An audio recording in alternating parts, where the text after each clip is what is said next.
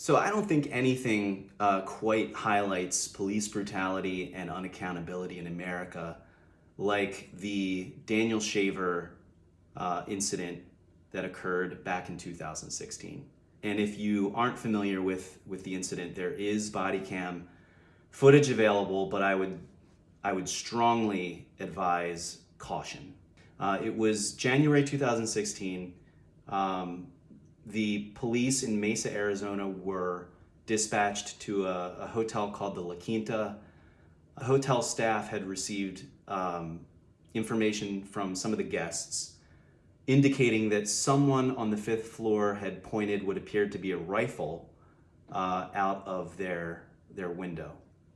So the hotel staff call the cops show up, and they have no idea what's going on, right? So it's totally understandable why someone would report this. It's understandable why the cops would be on edge. This really went wrong once the police approached the room where a young man, 26-year-old Daniel Shaver, was staying. Now, Daniel was a pest control guy. He traveled for work and he killed birds in grocery stores. And so he traveled with a pellet gun.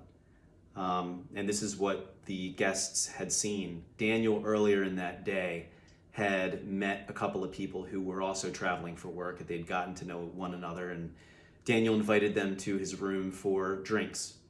At some point, they had been looking at Daniel's work equipment, and the gun was pointed out the window, unwisely, of course. It's not a crime, but unwisely. The young woman was still there when cops show up. So the cops call the room, and they tell these people to come out in the hall. Daniel and the young woman come out in the hall. They start out face down on the floor with their hands out in front of them, totally compliant, right? And maybe inebriated a bit, right? So the cops then proceed to give a series of instructions to first the young woman and then to Daniel. And because Daniel has been instructed to stare at the carpet down in front of him, he doesn't really have a chance to see what the woman does, which is she kind of shuffles on her knees toward the police. The police use the word crawl, and we'll get back to that in a second, right? For some reason, the commanding officer, Sergeant Charles Langley, begins to escalate verbally, threatening multiple times to take Daniel's life if he screws up at all.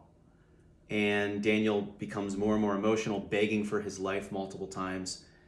And he seems to be having a hard time following the instructions that the officers give him. So they ask him to get up on his knees and then to put his hands behind his head, to cross his legs at one point, and not to uncross them, to fall on his face if he thinks he's going to fall. Don't put your hands on the floor. And this ends when they tell Daniel, in this position with his hands behind his head and he's up on his knees, to crawl towards them. Most people, when they hear that word crawl, I think they imagine being on your hands and knees, right? Like a baby. And so Daniel drops to his hands, and at that point, his basketball shorts start to fall down, and he reaches back to pull them up, and he is shot 5 times by a 25-year-old police officer named Philip Brailsford. So Daniel dies immediately. A detective shows up after that, and he receives conflicting information from the officers and from the young woman.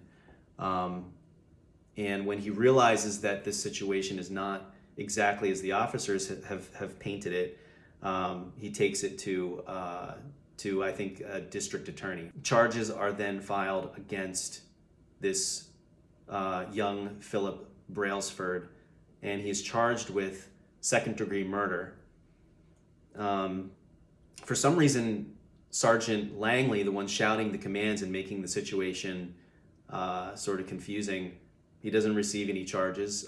He retires, I believe, 4 months after the incident and moves. I've read to the Philippines. I don't know if that's true, but nothing says I've done nothing wrong than fleeing the country, right?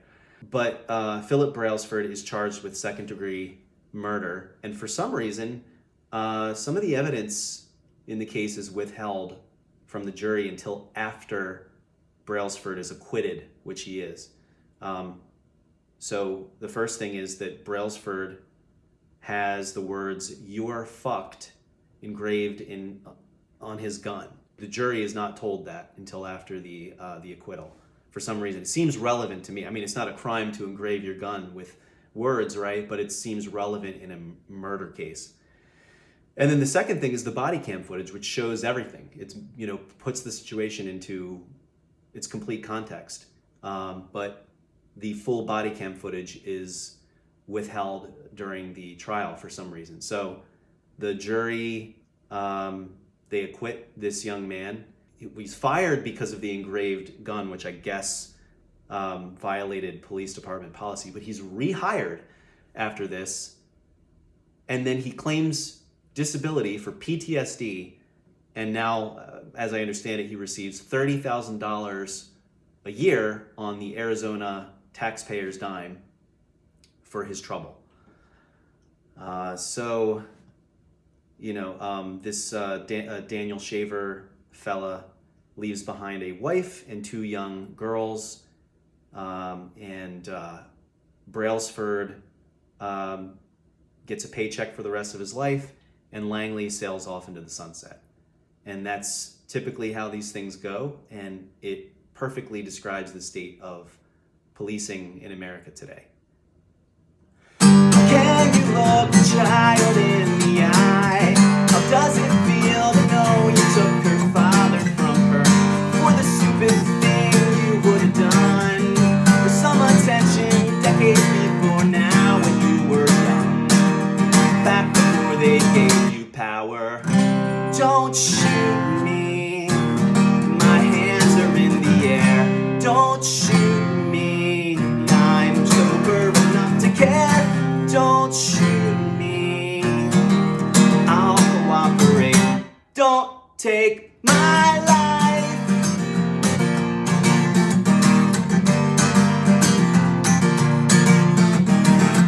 How does it feel to know you got away with it? How can you take a pension from the victim's family?